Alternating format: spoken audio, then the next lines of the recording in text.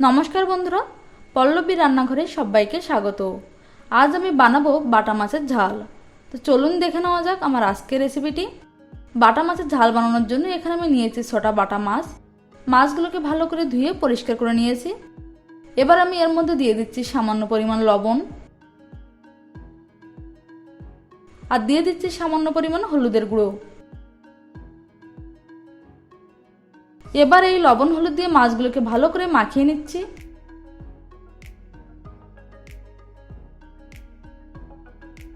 তো মাছগুলো আমি ভালো করে মাখিয়ে নিয়েছি। এবার এই মাছগুলোকে ভেজে নেব।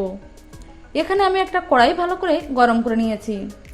এর মধ্যে দিয়ে দিচ্ছি 2 বড় চামচ সরষের তেল। তেলটাকে ভালো করে গরম করে নেব। তেল ভালোভাবে গরম হয়ে গেছে। এবার আমি এর মধ্যে দিয়ে দিচ্ছি লবণ হলুদ মাখিয়ে রাখা মাছগুলো। সব মাছ একসাথে দেবেন না, একসাথে দিলে কিন্তু মাছ ভেঙে যেতে পারে। এবার এই মাছগুলোকে আমি মিডিয়াম টু হাই রেখে গোল্ডেন করে ভেজে নেব। মাছের একটা পাশ হয়ে গেলে আমি উল্টে দিচ্ছি।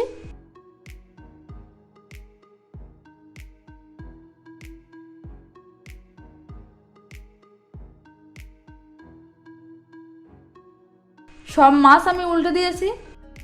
বাকি পাশটাও কিন্তু আমি 1 থেকে 1.5 মিনিটের মতো ভেজে নেব। 1 থেকে 1.5 মিনিট আমি ভালো করে ভেজে নিয়েছি। এবার আমি উল্টে দিচ্ছি। তো মাছ কিন্তু আমার গোল্ডেন করে ভাজা হয়ে গেছে। এবার এই মাছগুলোকে আমি প্লেটে তুলে নিচ্ছি। এভাবে আমি সব মাছ ভেজে নেব। সব মাছ আমি ভেজে নিয়েছি। এই তেলের মধ্যেই দিয়ে দিচ্ছি আমি 1 বড় চামচ সরষের তেল। এবার আমি এর মধ্যে দিয়ে দিচ্ছি 1/4 চা চামচ কালো জিরে। কালো জিরেটাকে হালকা করে ভেজে নেব। এবার এর মধ্যে দিয়ে দিচ্ছি একটা বড় সাইজের কুচনো পেঁয়াজ। পেঁয়াজটাকে আমি মিডিয়াম ফ্লেমে গোল্ডেন করে ভেজে নেব।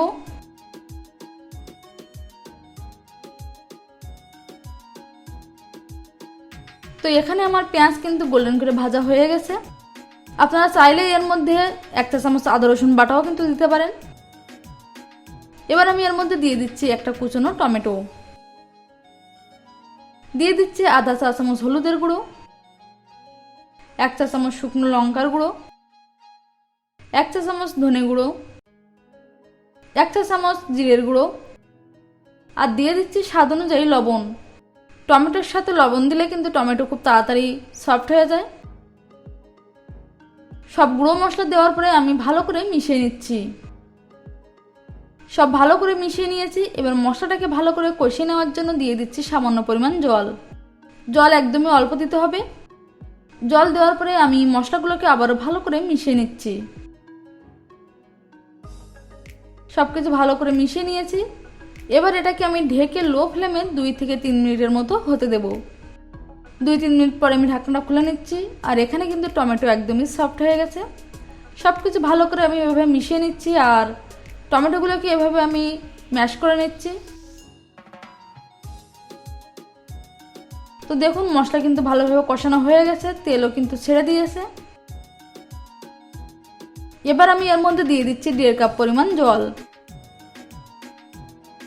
জল দেওয়ার পরে সবকিছু ভালো করে আবারও মিশিয়ে নিচ্ছি।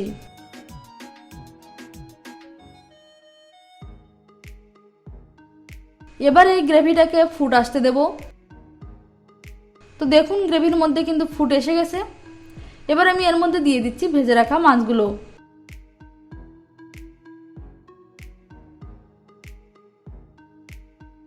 সাথে দিয়ে দিচ্ছি 2 থেকে 3টে চেরা কাঁচা লঙ্কা।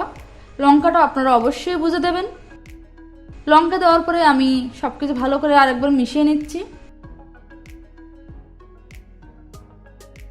এবার আমি এগুলোকে মিডিয়াম ফ্লেমে 5 থেকে 7 মিনিটের মতো হতে দেব। তবে এ সময় কিন্তু আমি ঢাকনাটা দিয়ে দিচ্ছি না। মাছগুলোকে আমি ভালো করে প্রথমে ভেজে নিয়েছি, তাই আর ঢেকে হতে দিচ্ছি না। 5-7 মিনিট পরে দিয়ে দিচ্ছি কুচনো ধনেপাতা। ধনেপাতা কুচি দিয়ে আবারও ভালো করে মিশিয়ে নিয়ে কিছুক্ষণ হতে দেব। এ সময় আপনারা লবণটাকে চেক করে নেবেন ঠিক আছে কিনা। ধনেপাতা কুচি দিয়ে কিছুক্ষণ হতে দেওয়ার পরে গ্যাসের ফ্লেমটাকে বন্ধ করে দিয়ে এগুলো সার্ভিং প্লেটে নামিয়ে নিচ্ছি। তো দেখুন বন্ধুরা, আমাদের বাটা মাছের ঝাল কিন্তু একদমই রেডি হয়ে গেছে।